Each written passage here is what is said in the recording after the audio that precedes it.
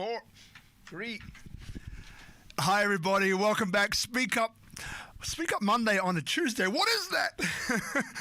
It's crazy. So we have a SpeakuP special today. And, you know, not only is he a good mate and a very handsome man, he is Julien, the surname is Uhlig. It's pretty good. It's pretty good, actually. Yeah. It's all right? I've heard a lot worse. How do you pronounce it? Uhlig. It's like super German. It's okay, just call me Julien. You know, Julien, I call him Julien. So the Julien is CEO, founder of ExVenture, and one of the things as an entrepreneur, as many of us are watching this, you know, we've always struggled, right, at raising capital, right? That secret sauce. That how do you raise capital for a project that is unique, a project that you really want to finance, you want it to come to fruition, and most of the time, especially here in Bali, there isn't really a crowdfunding platform that in Bali you can use, right, to raise this capital. So Julien here, which we're going to get into very soon, is going to tell us how he's been doing it, maybe some of the secrets, not all. Yeah, I mean, first of all, great to be back, right? You know, every time I kind of get excited about something that I want to share with the rest of the Nomad, well, we're so nice and cuddly on this camera. I know. We're cuddly on IG. Our wives are going to love that, exactly, because the camera is really tight, so we have to be really close together here. Rubbing shoulders. No, but, you know, every single time we come up with something new that I think that is going to make a difference, not just in our lives, the way we work. I love to put on your program, because then when people ask me in the future, like, Julien, how did you do it? I can always say, just watch SpeakuP Monday. Most of the information is on there. And I think what we found out the last few weeks is like the missing piece of the puzzle that people keep asking me about. Because, as you know, I've been raising funds for the last decade. I'm very good at it. I've raised, I don't know, $150, $160 million at this point in my life. So when people come to me and say, listen, I got a great idea, but I am not in Silicon Valley. I'm not in London. I need $100,000. Can you help me? I would generally say, hell no. Yeah. Because to raise $100,000 or $200,000 is often as much work as raising $25 million. There's simply not the upside. It's very difficult. There are no investors out there who want to do that. And so I've seen over the years a lot of great ideas, a lot of, you know, very driven entrepreneurs that simply couldn't get over that first hurdle to raise the money they need to get started, because that's almost impossible to do. If you don't have any rich uncles or something like that, and you're in a country like Indonesia, you might be really stuck. Even a place like Bali, where you know, a lot of people have money. It's very hard to raise money here. Like, even for a professional like me, I can't do it. So I think we found some information about, and we have made an experience that's going to be very helpful for a lot of entrepreneurs out there. So as we do it every time, we just want to be out there and share with everybody so they can build incredible companies. You know, and, you know, as you know, I love Julien here. You know, I make no bones of it, though. He has children, I have children. It's not like that. Not together. So look, here's the thing. You know, I think what would be relevant, so maybe for some of you who are wondering what the hell's going on, I think we'll do a little bit of backstory, so you either learn about Juliens' backstory or you're reminded of it, to give you a bit of context as to why he can deliver the information that he's going to deliver very shortly. So my first question to you, Julien, if you can remember, which I'm sure you can, you know, like, where did this whole, you know, venture capital, raising money experience start from you, and what were you doing? Yeah, I mean, I really got into it a little bit by accident, because it needed to be done. I was a musician at some point in my life, as you know, and then I got out of it. Actually, my agent told me, if you want to make some money, go into banking. So I had a good chance to work as an advisor for a big investment bank that is not there anymore since 2008 in New York City. And I always knew a lot of rich people. It has something to do with my background, with my family, everything else. And I always liked a good lifestyle and sing in opera and music. So I always knew a lot of people who had money. And when I was 22, 23, I was actually involved in a super successful restaurant. And that thing went through the roof. We did classical music every night. It was like a soiree evening with some of the most successful people in New York. And we made shitloads of money, to be honest. I made $14,000, $15,000 cash a night. And so at some point, that was coming to an end. One of the owners wanted to get out. And I said, listen, I know a lot of rich people, so why don't I go out? I need about $1.5 million and see if I can find that money. Like, if I couldn't get my friends to invest into that business, which they all knew. And my first experience was that we had so many good connections, so many people loved it. We had the money raised within 2 weeks. Ooh. So I raised $1.5 million by the age of like 22. And I went back to one of the Italian owners. Actually, it was a funny story, and said, I got the money. And he looked at me like, well, what? I said, I got the money. We're going to buy you out. He's like, no, I don't want to get out anymore. He's like, you give me the money now. Yeah. And I stay in. And I said, but... Sounds like a good deal. I'm like, but how does it work? Like, I made like an investment plan and I sold the shares and everybody, I'm German, right? I wasn't very clear what you get for your money. And he said, no, you're going to give me the money and I'm going to stay involved. I'll just give you a few shares for your money. I said, this is not how it works. And it's actually a true story. So we had a major fallout because I was a little bit disappointed, right? I really put everything into that deal. And so he said, you will never send back the money. And I said, you don't know me. I'll send back the money. We have a deal, and I agree to everything on it. There are contracts behind it, or I walk. And he said, you will never walk. You will never give that money back. And I said, yes, I will. So we walked away. We didn't make a deal. I sent the money back, $1.5 million minus $2,800 in legal cost. The investors were like, what the hell happened? Right? Why did I get my money back? That's not what I wanted. And so it's the very first time I had to go out and raise money and say, listen, people like me. I was very honest with them. I'm very straightforward in what we want to do. And I figured out that this is actually the missing tool for so many people. If you have a big vision, and I'm very creative, and you want to build something that takes smart people you need to hire an infrastructure, being able to raise funds for that is one of the biggest tools you can have.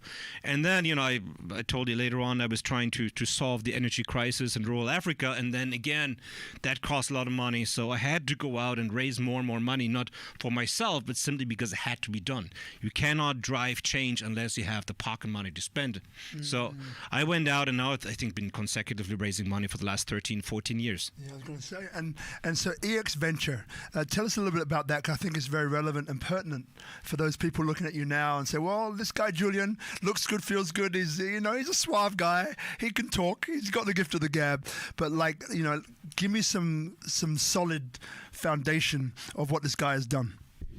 So then I actually joined German government for a while. I became CEO of a company called Entrade, a later company called Agnion. So we raised from 5 of the largest venture capital firms in the US back then. I managed the board with Triple Point Capital, a Kleiner Perkins. First time they put about $60 million into a German tech company for green hydrogen, which was crazy in 2006. And so I just kind of went with it. I built my own company from zero valuation to about 300 million, financed 220 power systems, managed 97 government projects. And then pretty much was a little bit, I lost everything, that when we very first met, I was in a different mental state. And I think the very first conversation we had when we first met, I told you how much I hate venture capitalists, how much I hate the investment world. I was worn out. I never wanted to raise money again in my life. I was deeply disappointed by having lost my own company to one of our investors that thought he could do it better. And so for me, it really was a transition the last 3 years now in Bali that I actually feel that being able to access the kind of money to get ideas out there and get companies built is a gift. And but you remember, I was super down. I was like, fucking investors. God, I hate this world. I never want to have anything. I would never want to raise money again. And then I think we're all in the same boat here. When COVID started, that I've always been very personal about raising money. I've always been the guy that goes out for the dinner and the karaoke bars and the booze and the girls and that's how I raise money, right? The old. A little bit more Wolf of Wall Street kind of way. Let's just be quite blunt. I like to sing, I like to party, so that's how I always raised my money. So we were stuck here during COVID. We needed some money to keep our companies afloat and actually to grow. And I get a lot of people coming to me now. I say, what can I do to grow my business? Where do I get that money? And then during COVID, we started something called ExVenture as an online platform. So we started broadcasting the same way you do here. And for the companies that were now stuck at home that we work for, we put up this online platform called ExVenture Night. I invited all my friends to join us online, and that turned within the last year and a half into the largest online fundraising event in clean technology. So we have now over 2,000 investors watching the program. We have the leading global tech companies in the world, and I think clean tech, the field where we are in agriculture technology and energy transition storage, is such a great demonstrator because it never made any sense that I work for a business that's supposed to stop climate change, but I spend all my time flying around doing investor meetings. meetings. Right? So now we are actually the first one that completely eliminated our carbon footprint from raising money, because for the last few months, for the very first time, we raised money for our companies, highly successful without ever leaving Tropical Nomad, right? Love it. You know, and like one of the things which I've always admired about you, right? 'Cause I'm straight up with this stuff. I don't worry about the, I can't say that, business, that's not me, is that what people don't see is how hard you work to create what you do. So let me give that bit of context. We've spoken a bit here at Tropical Nomad, and what I get about you is that when you do something, you go the whole way. So I wish I would have a camera here to show you the setup. So we've just done this incredible speak up with a guy called Bowen Tanko, who's doing an amazing blockchain project that will impact the world in magnificent ways. And then what we've got now is we've got Julien's team brought in another 2 cameras or so, and there's all this. So what I'm trying to say is that when you do something, you go all out with quality, and it looks spectacular, right? That's one point.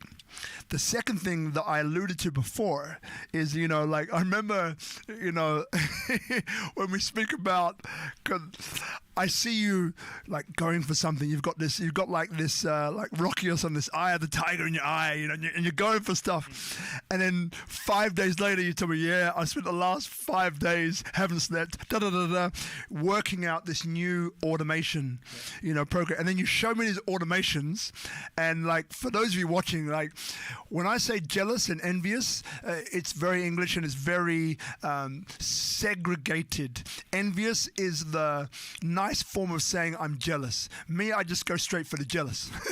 Because I see what he's done and I'm jealous. I'm like, fuck, it looks amazing. So here you are, looking good, presenting well, putting your best face to the public. But what people don't see is what's behind. And while we're there, as we've spoken about before, now we spoke about, the Senses Night that you're doing, which is this music extravaganza, which again is there with the best quality, the best live musicians in Bali coming together either at your house or somewhere else, and you have this amazing program. But again, they don't see what's behind it. Right? But that's part of the plan, because honestly, that's part of the magic. I'm an artist, right? I'm a performer at heart. I love the idea that people think that what I do is easy. Yeah. Right, the amount of time they go into it, and the staff that works on it, and other people that how many smart people are working behind the scenes to make that possible is a different story. I like to make it look easy and fun, but also, maybe it's because I grew up in Germany until I was 17, but we either we're full in or we're not in at all. And if we're in, last night again, we got a new camera set up at home at 4 o'clock in the morning, trying to make the shot truly perfect. And it's just the way how we work. It's a great benefit, but also some a little bit of a drawback, because once we're in, we're in.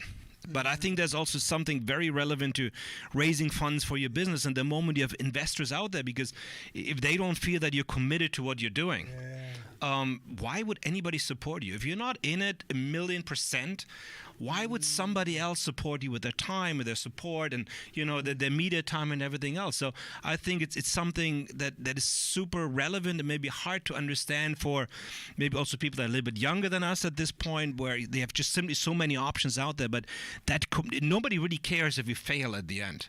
But people really care and get very upset if they feel that you are not committed to your cause. The campaign we just did on WeFunder is for something I have been working on for 13 years. Ooh. And you know that I have like the attention span of a lab rat, right? So, for me to do something for 13 years is absolutely unnatural to my character. Yes. For me to do anything longer than 3 months is absolutely unnatural. So that obligation to the investors that we have gone in sometimes 12, 13 years ago is still out there. And I think even if for some reason it should not become a huge company at some point, I think they will all look back and say, listen, the commitment, the time, the effort that was put into this thing, respect. Right? And we're not giving up until it's done. Yeah. And if you do what you really care about until you succeed, you can't fail. Love it. Right? So if you're really doing it to the point that is successful, you cannot fail. Sometimes it takes a decade longer. Sometimes, like with this project, we're about $135 million over budget and a decade late, but we're still at it. And one of these days we're going to get it right. And, that's just the way where we work, and we're super committed. But we're also looking always for new opportunities. Everything is changing all the time, right? We used to be, last time we were here, we were huge on LinkedIn. We were huge on LinkedIn. We're still big on LinkedIn, but it turned out like that the way we do content, for example, they changed the algorithm. It's just dead. So I'm also constantly afraid that we're just going to be like outplayed, outtimed, that we're missing a trend, that we're just simply not communicating right anymore. So we put a lot of time into that, just simply trying things out, reaching new people, and just being super committed about what we're doing. And like anyone watching who maybe is in a position where they're starting to launch something new or trying to, and we'll get into what we're going to talk about in a minute, but like, again, I admire you, right? I admire your stickability. I admire the fact, that your attention to detail and quality, your commitment to getting it done, even if it's a decade late, right? But what else would you say to those would-be entrepreneurs out there who are looking to do something impactful? What other attributes do you think are key? I mean, I think the one thing I always feel is missing, and I think maybe people can learn from me. I have now 25 years of experience of building businesses. Right? I built my first company 25 years ago, my second one 21 years ago, and I still don't have a fucking clue if it's going to be successful or not. Right? So in the moment you kind of realize that you can go out there based on the best of knowledge that you have, and you can feel that it's going to be great, but ultimately you don't know. So get the fuck out of the way and just try it out. Because ultimately you can think about and plan about it for a long time. If you're not making the decision, let your audience talk to it. And then you're going to know, like Census, right?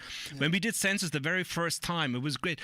We invited some people here to Itchy's home, to his restaurant. We said 6:45, let's be there. We sent out some messages during COVID, couldn't tell anybody. That place was full at 6:45. At that point, you have something. Right? And then you double down. But it could have been totally different. Could have been 6:45, just the three of us sitting there twiddling our thumbs. Where then we would have not doubled down. So, but the important thing is to just simply get started, get out there, get the commitment while you're still excited about it. It's like, it's like a relationship. We have super, super hot wives, so obviously we're still excited about them years later. But in general, you're more excited at the beginning than maybe 10 years down the road. So take that early excitement and put it out there and go with the business instead of thinking about it for the next 10 years what can happen, because you probably already lost that moment of the adrenaline rush of launching it. So we launch sometimes businesses or projects within 48 hours. Like we saw for Census, that was something we did within a day, because I was excited that moment. I was willing to put in the time. I didn't know what it would entail, and we just hammered it out. It became very successful. So a lot of people I see, they overthink what can happen. Just get the fuck started. I think that is the one thing for every entrepreneur. Just do it. And the second thing is just be resilient. Like I see many of them quitting too easily, not finding solutions. Pride comes in, fear comes in, all these different feelings. They get distracted. Also, to build a business takes discipline. I always look like I just party, right? A lot of people that know, they're like, but you also know that my life is like clockwork. I know how you work. Like Itchy staff knows when I walk in what I'm going to drink. I always think of myself as being unpredictable, which I think people who have been working with you for years think is the biggest joke ever. I'm super predictable. So I think that's the other thing. Resilience, sticking with it, keeping rhythms in your life that kind of keep you focused. Because most great companies, even, including the Teslas and everything of the world, it's not built in months. Right? It's taken decades to build a great company. It's taken even longer to really make an impact. So settle down and just find out a way for yourself to make a commitment for something that's going to be with you for years. And I think that's something a lot of people struggle with in their relationships, in the way they live and they launch their businesses, is that they don't have this long-term commitment to really double down and make it matter. And the world out there is simply too competitive for half-ass shit. And one thing that you're saying earlier on triggers a thought, right? So a guy we both know, both close to, Brother Gil Petersall, who's off island at the moment, but he didn't hear it from me. Incredible guy, business coach, the largest local partner for Anthony Robbins, Tony Robbins in Russia. Like thousands of people came. Great guy, and he calls it the successful failure. Successful failure, because as you were saying before, it's that case of you're right there. You got the passion, the energy, the drive. Do it now. Don't delay. Don't wait. But as you mentioned, get out of the way. But there's no guarantee that it's going to work. So it seems that a lot of times that entrepreneurs or would-be entrepreneurs or intrapreneurs are stopped by this thing called failure. So what Gil was saying was that there's successful failure, meaning that failure isn't final, and you learn from it and keep going. But when I say successful failure to you, what comes up? Yeah. I mean, I have not by myself necessarily, but I mean, I had an investor that took over one of my companies and destroyed it very quickly after that. I mean, obviously that's a deal that a lot of people very close to me lost their money on. But also at that point, you don't fall as deep anymore. Yeah. You have learned things. I've created tools now. We know how to, it's that even with this thing, even during COVID, after coming from a major personal and business crisis, we still have been able to build something out of nothing, right? Sometimes, shot on a mobile phone. So there's always something that you can come back with. And that failure, as you said, I mean, it might be a failure in one thing, but my life has never been better. And what kept me driving my last company was really the fear of losing things and the fear of failure and what might happen afterwards. Honestly, I have lost so many millions in my life. It's not that hard. Right? Most of the time, unless you defrauded people, you were lying the whole time or something like that, you pretty much walk out of this thing and we said, well, you got a 99% chance of failure. I'm not surprised. Often the only person surprised, people are more surprised if you're successful than not. To be quite honest. I mean, because failure for a startup, that's the norm. Success is like the 2 or 3% exception. And look, last question before we get into the purpose of today, in a way, like you mentioned before that you've never been happier. So a lot of people here, they're so driven, right? Everything 24 hours a day, every day, right? Going, slight exaggeration, maybe 16 hours. Are there any other elements over the years to your life, maybe personal, maybe exercise, that you've realized you need to do to stay at your healthiest, right? Because your health is your wealth, right? You can do all this stuff, you build it, you die, what's the point, right? So what changes would you say that you've made from the Julien of old that was working his ass off and then having these different challenges that were coming in to probably being a little bit unfit, maybe a little bit overweight? Like what changes have you made that anyone watching here can gain a bit of inspiration from? I mean, and as you know, I showed you the pictures. When I was, I would say, career-wise on top, right, when it was really worth hundreds of millions of dollars, I was super depressed. I literally, by the age of 40, I was drove onto ongoing traffic, drunk up my ass in the UK. And I thought to myself that, if I want to really kill myself, I should do it without, harming anyone else. But I was truly miserable. I was overweight, about 20 kilos heavier. I didn't sleep anymore at night. I was always on the road. And, as an entrepreneur, you always think, especially if you're raising money, you always think the moment you raise more money, all your problems will go away. It's actually the opposite.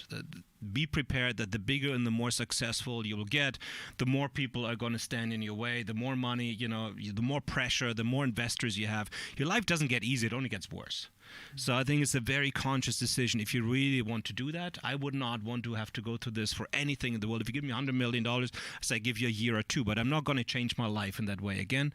And I have really changed, and Bali has a lot to do with it. And something, I don't want to live in New York anymore, in Los Angeles and Tokyo. I've lived in every major financial capital in the world.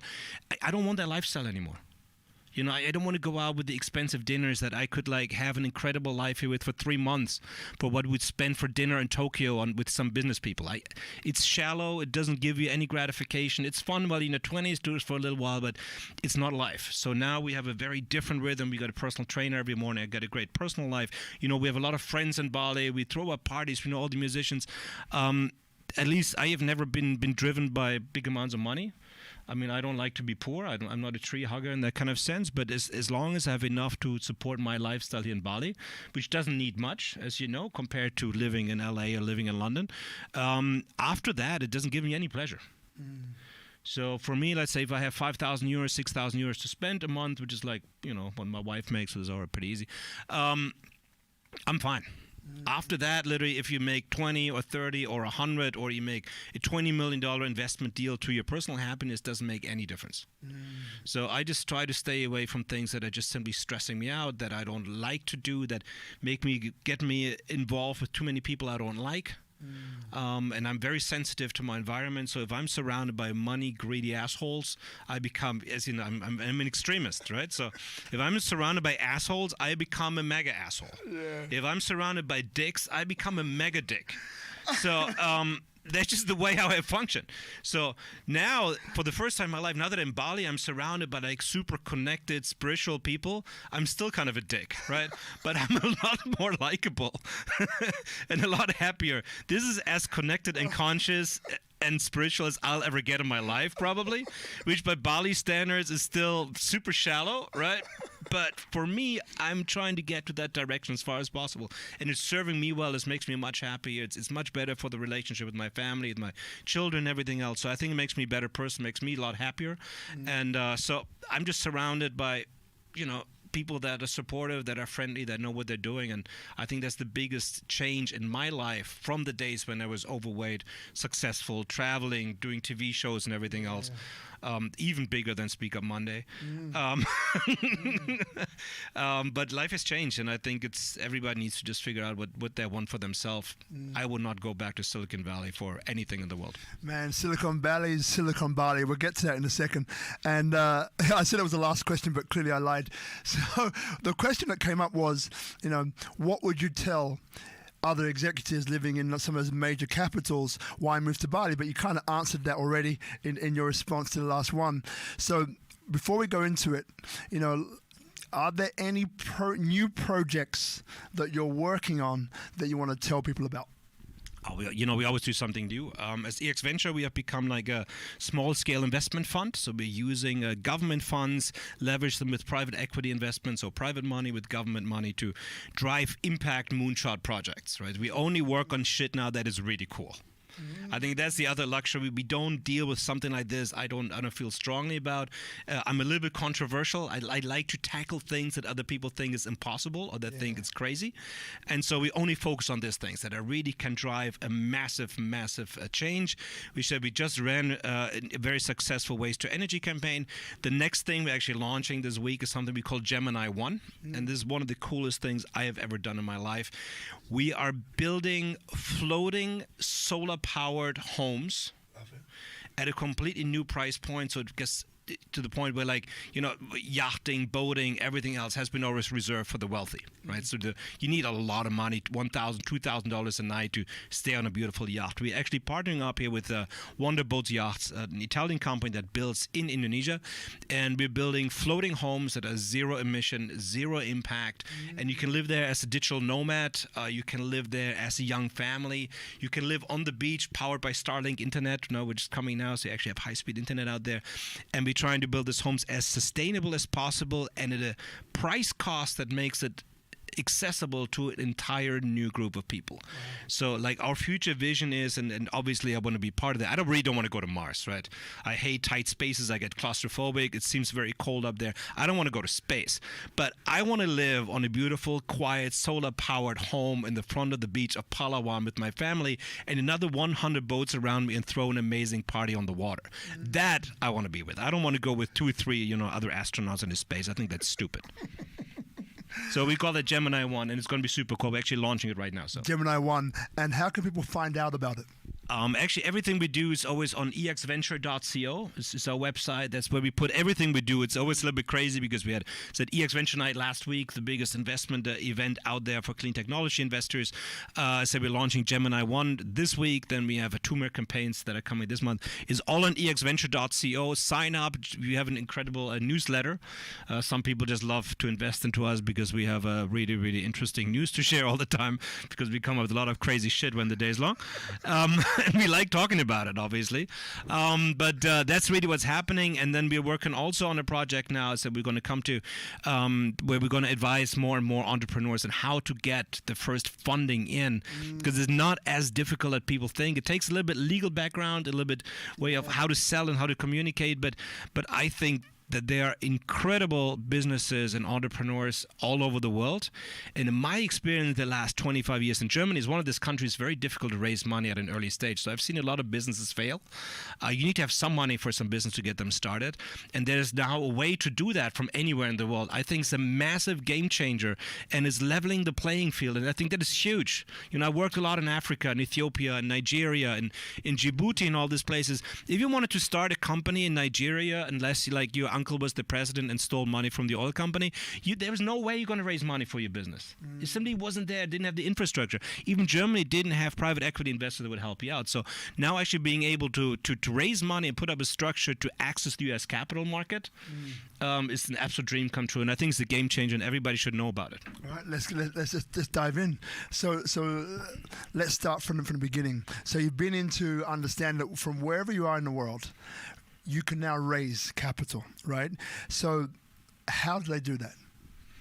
It's again, my background is it's working with institutional investors mainly. I never really liked working with smaller investors, and I always stayed away from that.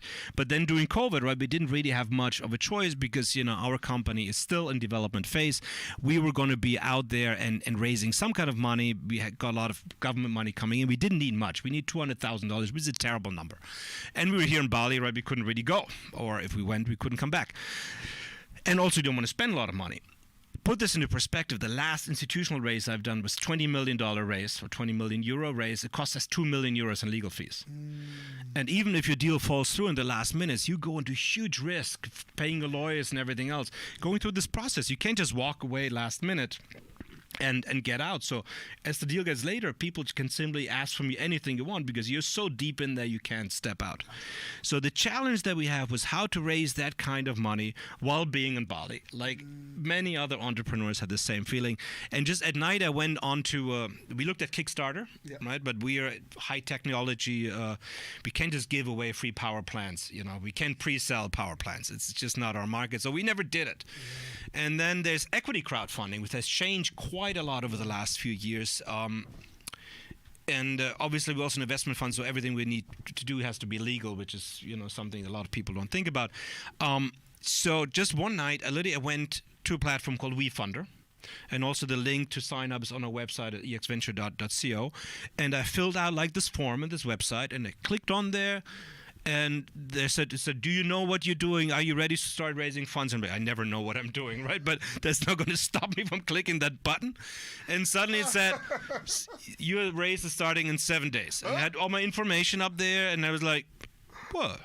It's kind of interesting. So we had no U.S. business, right? We don't have a single staff member in the U.S. We have never entered the U.S. market in the last few years. So, and we didn't really have, you know, prepared mailing lists or anything ready. We were really starting from scratch. I just click that button and see what's going to happen. And the sign-up process took me about 20 minutes to half an hour, maybe 2 hours to kind of prepare the story, to write something up. It wasn't perfect, but, you know, good enough to get started.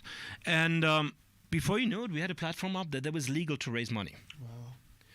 And that legal part is something a lot of entrepreneurs really underestimate, that they're selling their tokens and whatever else they might be selling for their business.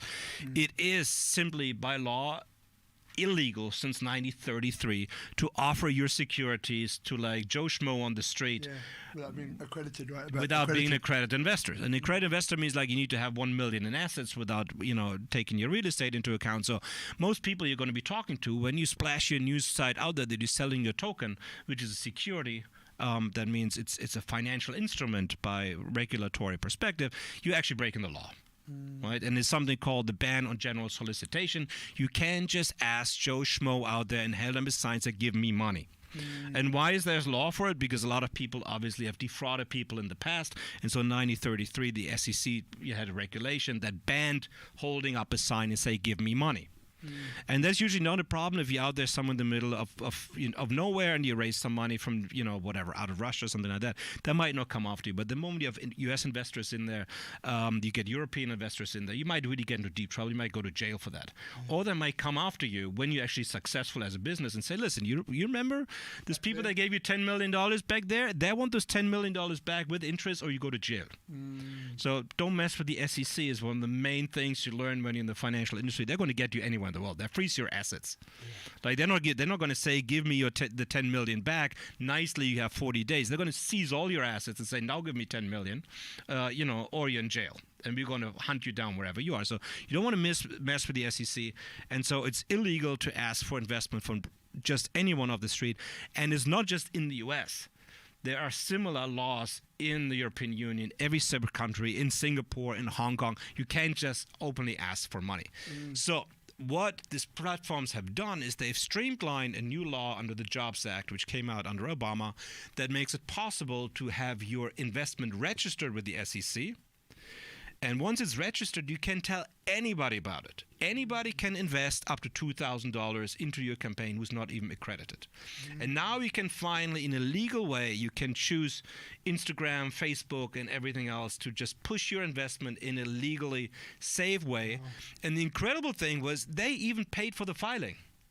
Like if you're like using my link there on exventure.co, you pretty much, they pay for your SEC filing. A filing like this used to cost $50,000 to $100,000, $250,000 in legal fees. It used to be called a prospectus. It was the only way that you could raise money from the general public. Was a prospectus would cost you hundreds of thousands of dollars to have that published. So suddenly that crazy platform goes out there and says, listen, Julian, for 7% of the money you raise, which is not, I charge more, to be quite honest, we're going to do the whole thing for you. We're going to take care that every investor is registered and everything else. And we figure out a structure that they're not even all owners in your company. They're owners in a company that is one shareholder in your company. So you only have to deal with one person. And so I was like, this is huge. And like maybe you haven't dealt with it in the past, but this is literally a different playing field. And then what makes it even more exciting is that, then we went down and said, listen, but we're not a U.S. company, right? So everybody thinks like, even when we talk about Itchy, said we're not a U.S. company. How can we raise in the U.S.? And I said, it's nobody stopping you. You can set up a U.S. company for $300, $400, put a contract in place between your existing business, and then raise on a U.S. level. And suddenly U.S. company that's fully SEC registered, that can take you all the way from starting your company to going on NASDAQ in a legal compliant way without spending money on it. And that is for any entrepreneur out there that might feel stuck and not have access to capital. That's a game changer. Wow. And nobody told me. I didn't think it worked. I thought it was a joke. It was just one of those crazy things I did during COVID when I was not throwing parties. Yeah, I remember when you were first trying it and you were telling me, I got this thing, we're doing it. I don't know. I just fill it out. Probably nobody will find out, right? Like who's just going to invest money into a random waste to energy company from Germany that actually with a guy that keeps talking to them on a daily basis from Canggu, Bali. I say that every time I go on camera. He's here from beautiful Canggu, Bali, just to rub it in. But it's I just didn't think that could happen. It made zero sense to me. Wow. And so what happened next is that the platform started pushing us. So the platform kind of did this email newsletters. They have like 900,000 investors on their platform. So suddenly, like random people started investing into our company.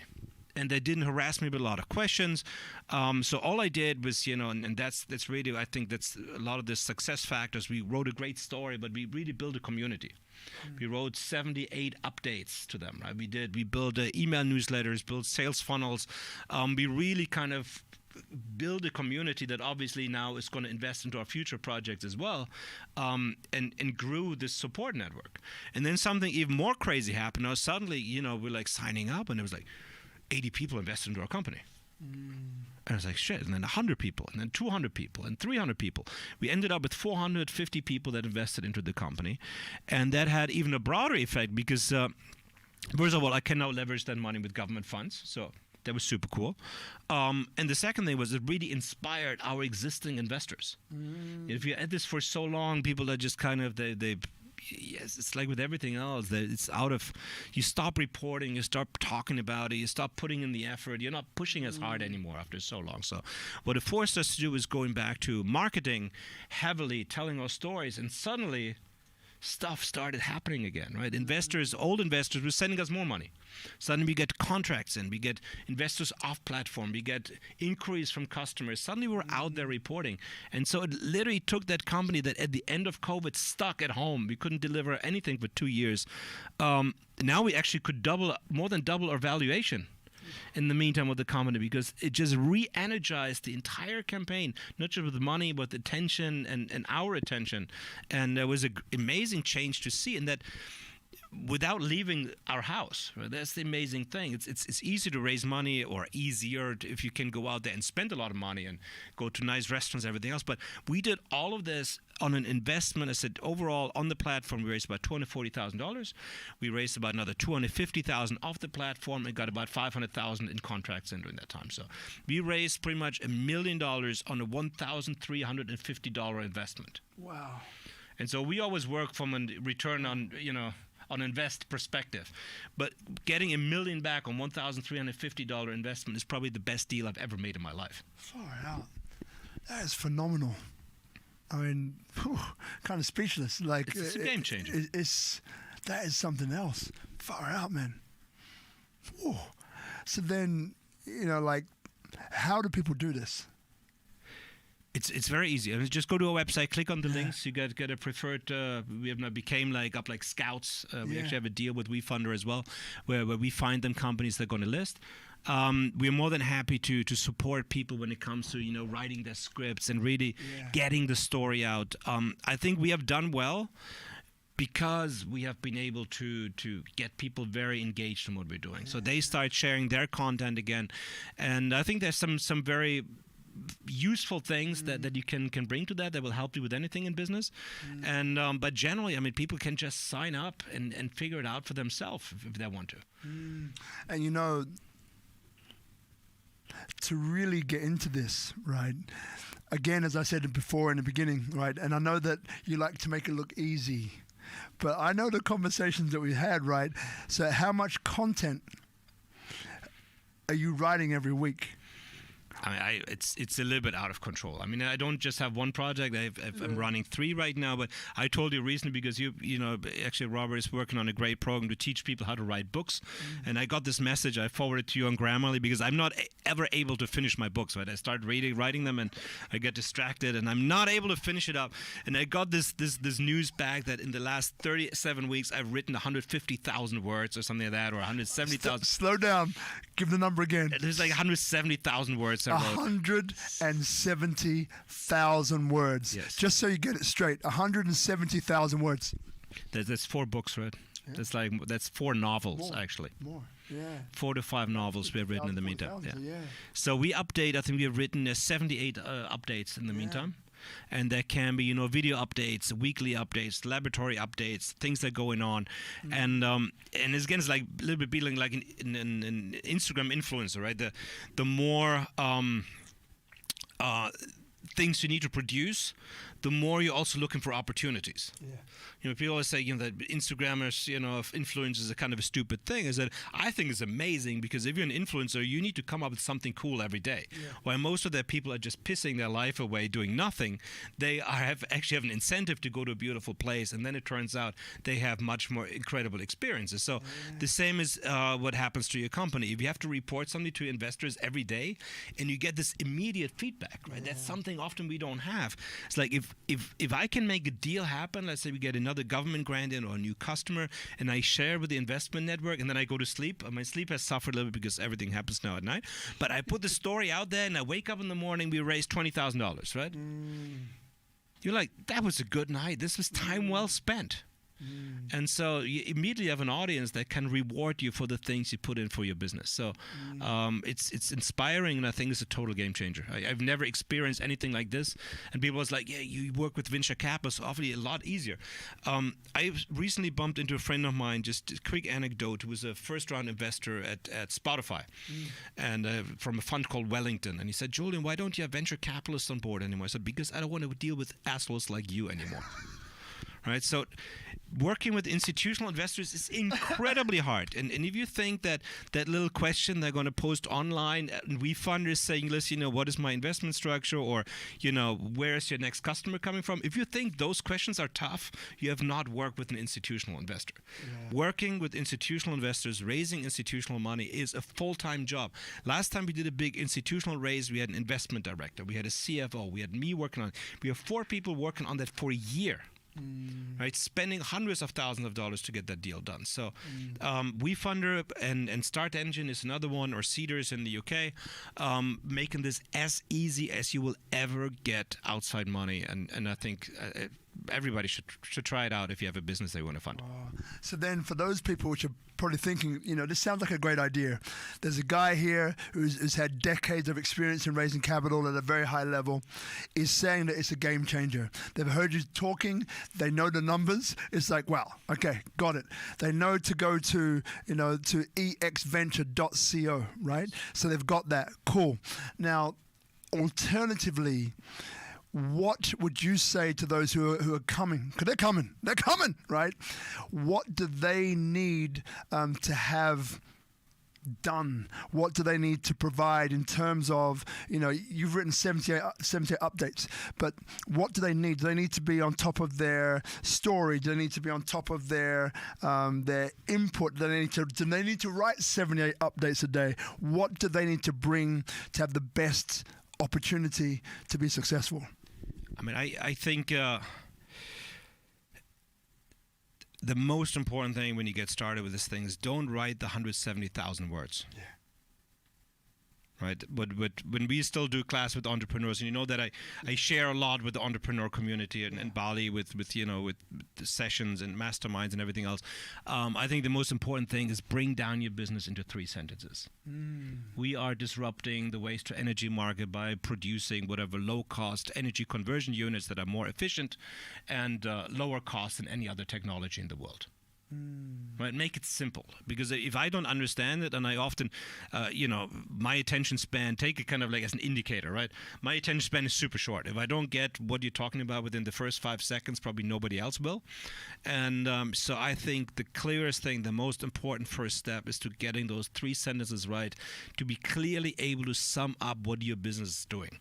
Because when you're competing on a platform like this, and obviously hundreds of companies up there, a lot less than on Kickstarter, so it's far less competitive than Kickstarter. Yeah. But there's still, I think, 300-something active companies raising right now, so they will judge you by your title picture.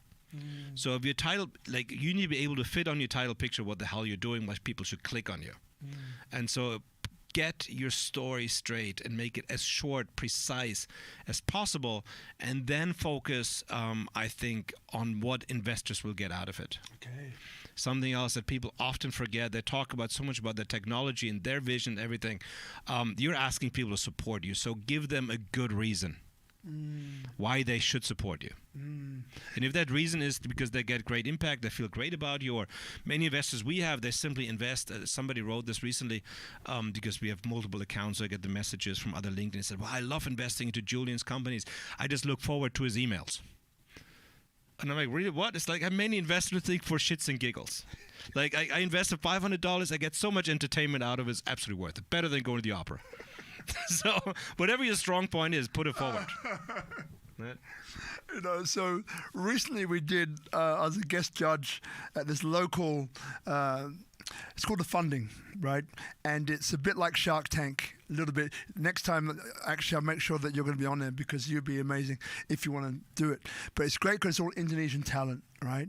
Amazing. And another friend of mine, Richard, who's the head of a massive company here, when it comes to raising money, for him, any presentation or pitch to raise capital from an investor, see if I can remember this, needs 5 things to be explained in the most succinct way possible, right? And I'd love to get your feedback on what your 3 or 5 things would be. So one for him is, what are you doing? Right. The next thing is, let's remember. What problem you're solving. Yeah. Quite short, as always. Yeah. What problem you're solving, why, what is it, right? What is it? What are you doing? What problem you're solving? And the third one is, why you're the best person to do it. The fourth one is, what do you want? from the investor, and the fifth one is when do they get theirs, right? So if you could break down, your strategy for a successful pitch, which 3 to 5 things would you need to cover? I think I think on the content wise it's absolutely clear, but I think the most important thing, and again when I talk about how to build businesses, the decision if somebody potentially invest into your business is done before you even open your mouth. Ooh. And that is something people always overlook. Wow. We get a very clear investment is all about trust. Like, do you trust a person? And let's say you have a few advantages, right? I'm a middle-aged white gray guy, so we look like freaking Santa soon. You were looking like that for 20 years. Exactly. So that definitely helps. It really helps. There, it really helps. It's what's called entitlement, right? It's like if I look at my family background, people have a much higher tendency to trust me than if I would coming out of a small village in Nigeria. To be quite honest. That's really that's truth. Anybody denies that is lying. So the first fact is trust. And trust is established. There are different ways to establish trust in a communication. It's now harder. When we talk about online presentations, it's easy to get that presentation, right? It's easier now. I can get an introduction to 20 investors for a great project within the next 3 days. Not a problem.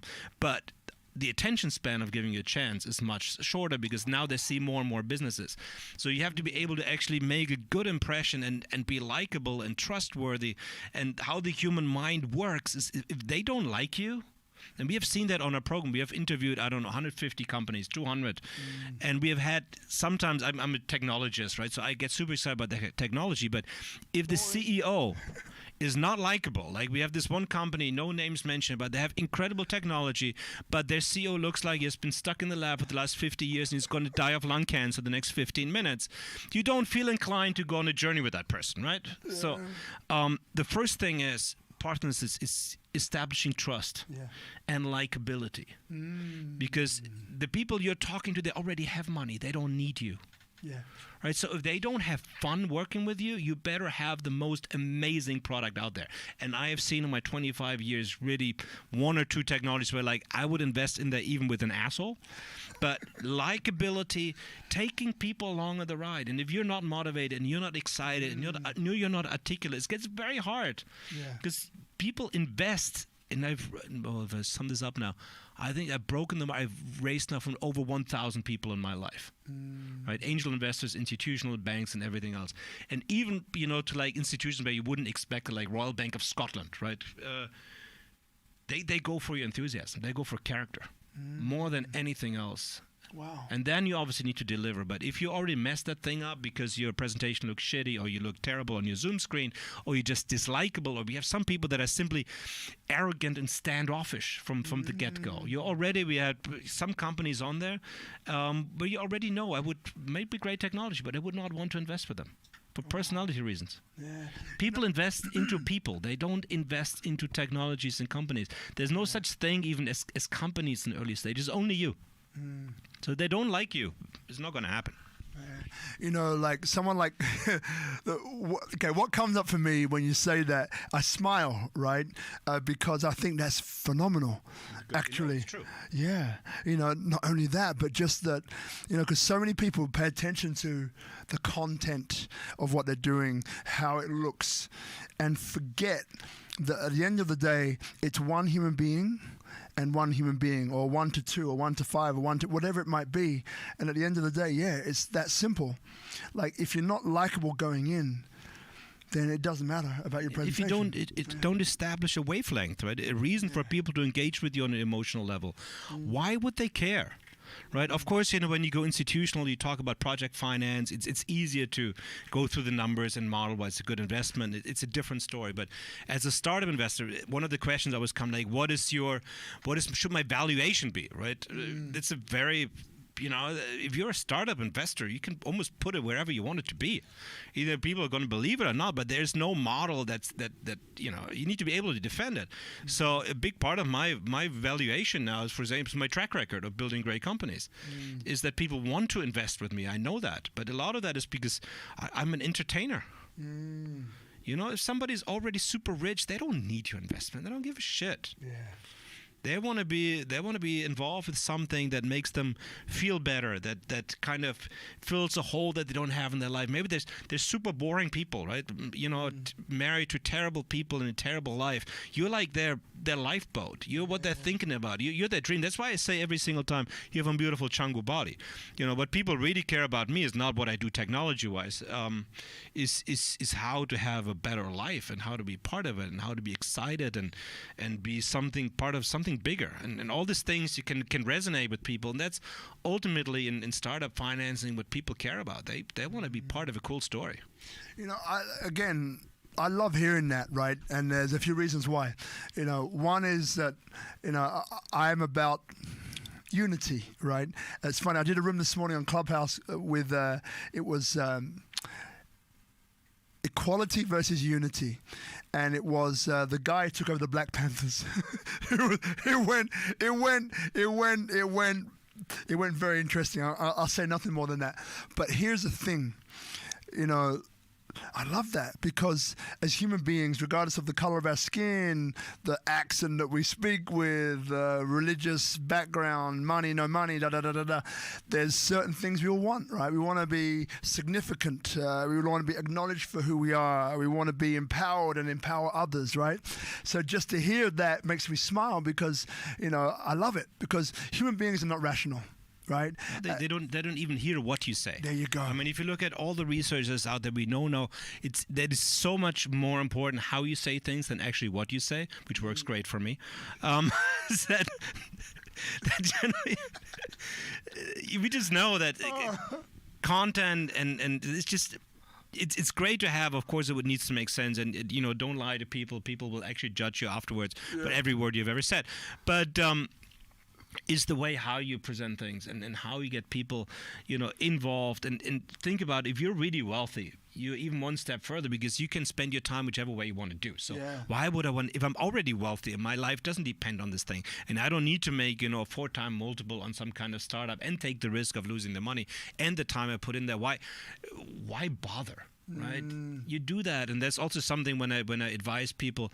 That I'm a great small talker. When I start a conversation, it doesn't happen by accident. This time of the conversation is there to find out something about the person you're dealing with, and you're trying to find a wavelength. Right, you can communicate with, you can vibrate. It's like a first date.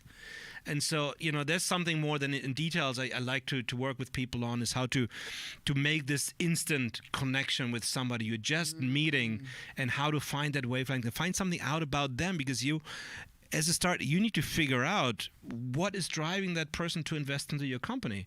And making maybe a 10% return with 100% risk is probably not going to be it. There are very different motives why that person wants to be involved. And so it goes a lot deeper. But that's like the same with all kind of sales. We're not selling stuff or shares. We're selling dreams and visions and excitement and hopefully a good investment opportunity on top of it. We interviewed this guy, Daniel Fernandez, last night. He's a guy, Amazon guy, 7 figures, maybe 8 figures agency. And what I love about him is that, he was an introvert going in, which I am. I'm an introverted extrovert. Maybe you are too. There you go. I knew it, man. So come on, I was joking. Introvert. It's true for me, but not for you. I'm both, right? So here's the thing. So he knew that he had a challenge speaking to people. What I love about what he did is he acknowledged it. So he didn't delude himself. He said, you know what? I need to up my game in this area. And then went to Toastmasters, right? And then took courses in sales and all the rest of that and became self-made. And that's a big reason why this guy's killing the game now, right? So I mean, and then we're moving after this, but yeah, for me, it hangs with me well because it's, for those of you watching, what Julien's saying, which you've heard very clearly, is, learn how to hold a conversation. Learn how to listen to someone. We have 2 of these, you have 1 of these, right? For a reason, more than likely.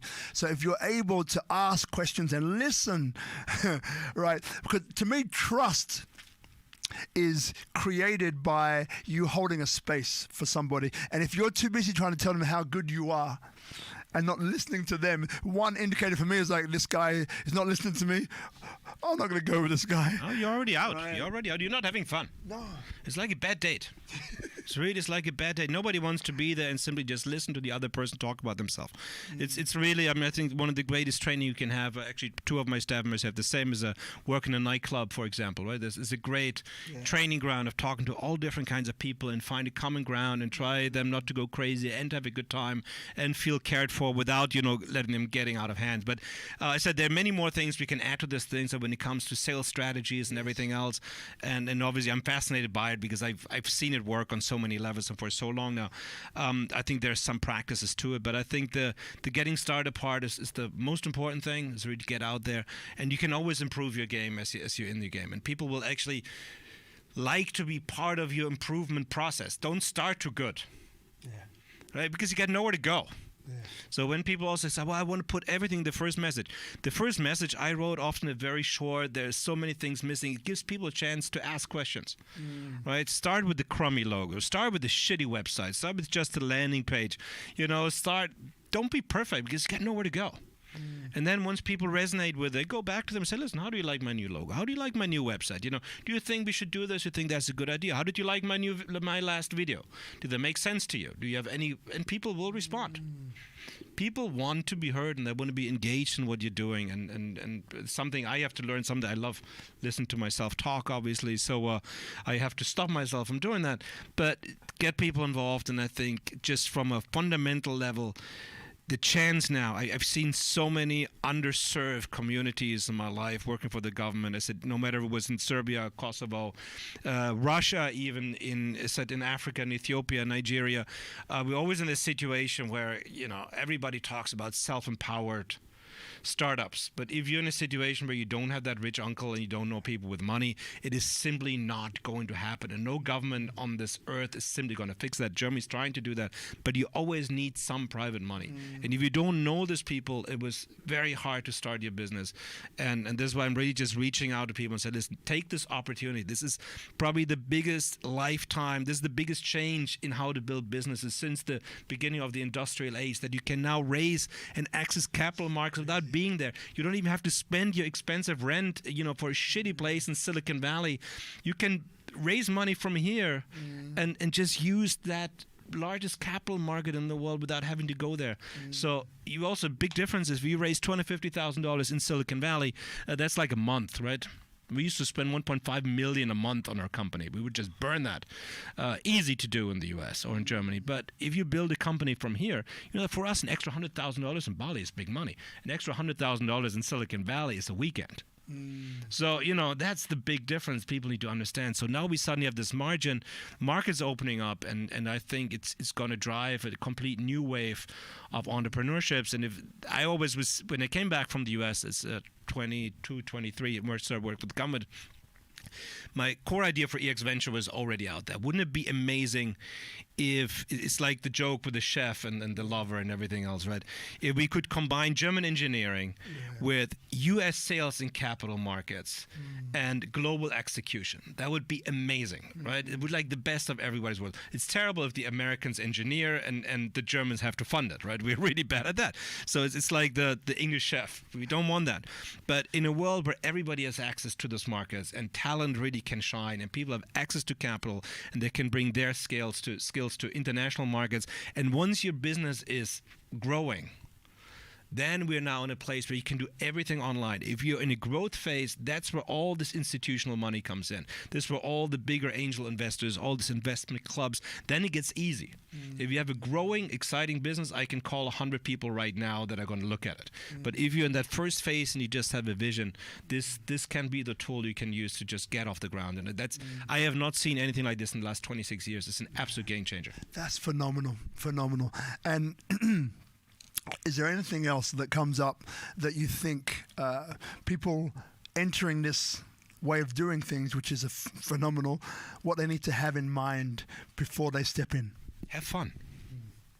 Like literally, this was I don't even like fundraising, right? I my idea was to get out of investment banking and do something meaningful with my life, and then because that meaningful always costs a lot of money, I was actually like pretty much an investment banker for the last decade without getting the commissions and taking all the risk and having to raise, lots of money for other people, like to pay engineers. It was actually probably not the smartest way to do it. But generally, I did it because it needed to be done in order to get that technology to market, to make an impact in rural electrification. So investment banking generally is not fun. But the process that we had now and finding the people and the incredible people we've met on that platform was, for me, the single-handedly very, very first time in my life that I enjoyed raising money. Wow. And that is a huge difference. And I think people should take, the expectations are low. Just people want to be part of a great story and want to be treated well and have an upside to their investment. And that's it. It's fun. You're making friends there, supporters, everything. Like what sits with me is, and I love what you just said. The part of the market that this fulfills, as you mentioned, is that initial startup, right? It's the one that needs X amount, but not going to the institutional level. That actually puts it in a nice jigsaw puzzle for me, where I can see it and I can see which companies would be useful for. And as you mentioned, it's this part of that you start here. When your company's up and running, then you go to those big guys, the venture capitalists and so on, because your company's running and growing and you've got something to show for it, runs on the board and all the rest of that. And now you have a structure, again, that can also go the other direction. Let's say you have an incredible business, and I've had that problem before because I raised from a lot of investors. Let's say your company really becomes successful. You want to list on NASDAQ, and then you go back to SEC and they say, oh, we see you already have 500 investors in your company. How did they buy their shares? Who are these people? How did they get the money to invest into your company? And suddenly you're sitting there saying, I don't know, Russian oligarchs, I don't know, Lebanese drug dealers, whatever you might come up with. Obviously, they're not going to let you list. You have things on your cap table that will make it impossible for you to do an institutional raise. In many cases, an institutional investor will not even invest into your company if there's somebody on there that they don't know who that is. That might come back to be a problem. Maybe you raised money from somebody who's not an accredited investor. That can come back later with multi-million dollars in fines. So a lot of institutional investors will not invest into you because of your cap table, no matter how much they like you. Now suddenly your cap table only has one SEC registered SPV, special purpose vehicle, on there. So this is the only shareholder now you have to show to the new investor and say, listen, here are all the contracts, everything is legal, nothing will hurt us in the back. These early stage investors are super important in case you actually get successful. And it might block you if you have the wrong people on there. It might block you from many investment funds later to invest into your company. We had the problem when we entered the Indonesian market. Just a quick story. We were obviously heavily in US invested. We had a lot of institutional investors coming on board. And we needed a due diligence process for every investor that came in and every contractual partner, because if we had the wrong people on our cap table, it would disqualify us from some kind of funds. And so having the wrong people on your cap table can later on kill your business if you had to be super successful. And so now you have a legal structure that works, something you can grow, and you're on a success path in the largest capital market in the world while you're enjoying your time in Bali and saving money on everyday's life. Love it. So last two questions for you, mate. One is, so what are the biggest challenges that you've found so far in using this platform that you think people should be aware of? I think the questions I'm getting now, and if you have questions out there, please drop me a message. My number is all the way up there. I'll send it to Robert. I'm actually writing a book again on this thing, on this experience that goes through it kind of step by step. I think where people have the biggest challenge with right now is setting up a legal structure. If you don't currently have a U.S. business, like you need to have license agreements in place, for example, that ties your current company to your new U.S. holding. That's something people feel very uncomfortable with. Also, setting up a company in the U.S., some people feel a little bit nervous about, say, how do I do that? I don't know how to send money there. That is something then finding the basic things. You need to have an accountant on the other side that gives you a financial balance sheet for a U.S. company. All this can be done, but we had to learn that, a certain way.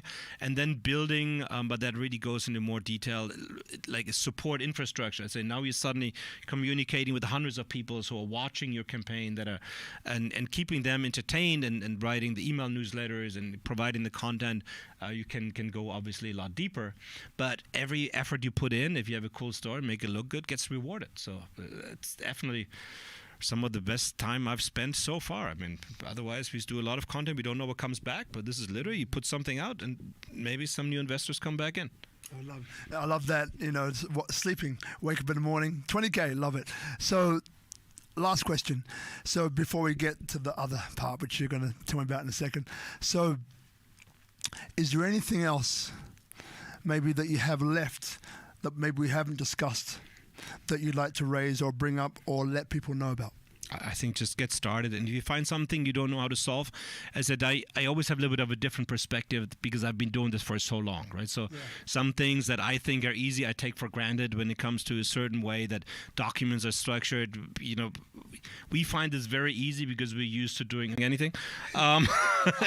You guys are literally creating more content than I see on Netflix on a daily basis. Definitely more content added here than on Netflix on a daily basis. And again, from my side, really, it's what you do is amazing, and I think that your consistency, it's for the people not in Bali. There's so many beautiful things you could do here, right, with your time, and you spend every day just giving away all this information, getting all these people to talk. Some of them that are very private, that actually I don't even know we're here on the island. They all come out to talk to you, and I think you're really providing a great service. And I really wonder what the Bali Netflix or the next Rupert Murdoch or whatever comes out of that. I think it's just great work. I think just my summing up, I think why I wanted to come out today, just for everybody out there. If you're trying to build a startup, raising institutional money at an early phase in your business is incredibly hard, probably not going to happen, and you're probably going to get a really, really bad valuation for what you're doing because you're really not out there yet as a business. So many ways that people are raising money for their companies actually illegal, might hurt you later on because you have the wrong people on the camp table, or you simply never get off the ground to doing this. So the chance to directly access U.S. capital markets in a structured, cheap, affordable way with absolute minimal risk is an absolute game changer. I think it's going to hopefully empower businesses and entrepreneurs all over the world that just didn't have the chance or the opportunities that I had with my background or somebody else had. So just go out there, build incredible companies.